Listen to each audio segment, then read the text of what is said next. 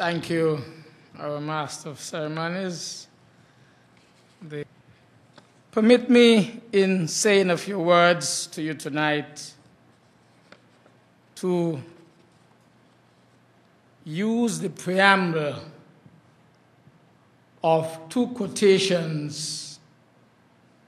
One comes from a British mathematician who once said, and I quote, "The art of progress is to preserve order and change, and to preserve change amid order," end of quote. And the second is an American author who commented several years ago that, and I quote, "Persistence is the twin sister of excellence. One is a matter of quality, the other a matter of time," end of quote. These two quotes, in fact, sum up the change that was initiated over a decade ago that led to the liberalization of the telecommunications sector among several OECS member countries. Indeed, it was a journey of change tempered by a high degree of collaboration, dialogue, negotiations, in fact, intense negotiations, agreements, and arguments as well, and implementations. The transition from a telecommunications monopoly to a liberalized telecommunications sector was a coordinated and controlled process, and one that has resulted in very high quality of services to the people of the participating Eastern Caribbean countries.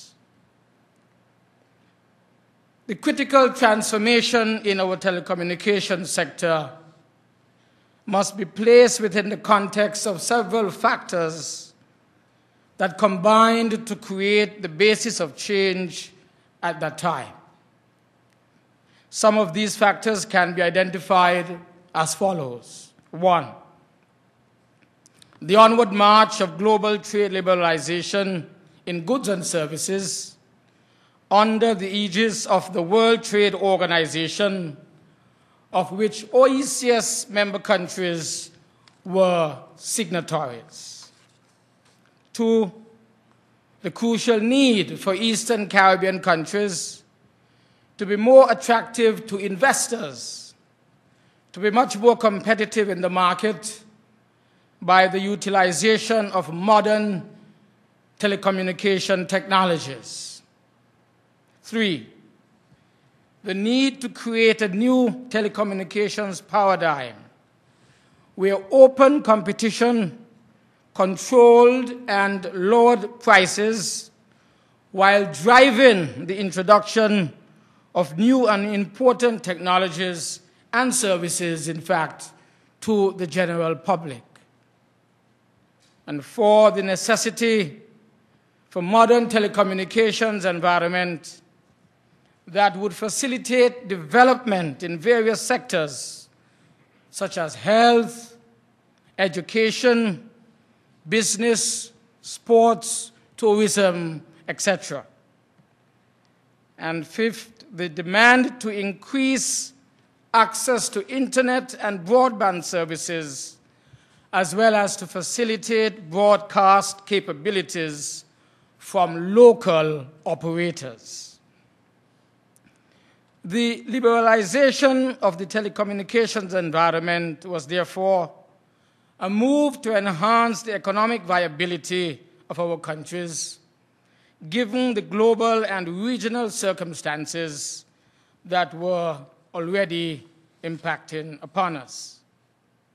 But I venture to say that telecommunications liberalization was also a significant achievement for the OECS in the context of the integration movement as well as a technological advancement or achievement. It has facilitated closer and regular communications among people at the social, commercial, and political levels, especially among the heads of government of the Eastern Caribbean, who are now meeting quite frequently and most cost-effectively through video conferencing. And as a byproduct, I should say, the liberalization has served to strengthen our economic integration processes, all to the full benefit of our people. Hence, the establishment of ECTEL as the enabling institution, providing the harmonized regulatory and transparency frameworks, can be considered to be one of the greatest successes of the integration movement in the OECS sub-region. Importantly, what we see today in ECTEL can in fact be summarized under the following. 1, a sub-regional institution authorized to grant licenses. 2, a workable means to perform spectrum management. 3, a means to address lapses in the obligations of telecommunications carriers. And 4, the independence of ECTEL from political interference in the performance of its various professional tasks. In a very real sense, ECTEL is an evolving framework that must respond appropriately to emerging circumstances in the market to ensure that the telecommunications liberalization that was achieved, that it does work well, that it does work effectively and efficiently into the future, in support also of the economic union that our countries have recently embarked upon in May of this year. Today, the liberalized environment enables telecommunications providers to take full advantage of demand to drive their own development, the advantage of building upon previous technologies to implement new products and services in voice and also, of course, in data. This modern and robust environment creates the platform for companies to improve productivity, and as a result, telecommunications corporations have the opportunity to be much more profitable and to play a very pivotal role as good corporate citizens within the region. Beyond that, governments of the OECS are very much interested in ICT development as a strong economic sector. While current global economic and financial conditions create a substantial degree of challenge for investors, there is still a very high level of commitment in ICT.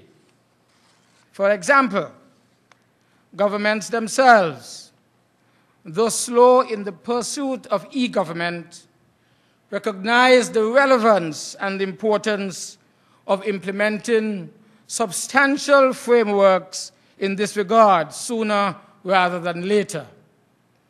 Indeed, some components are in place, but yet there is still a significant amount of work to be done.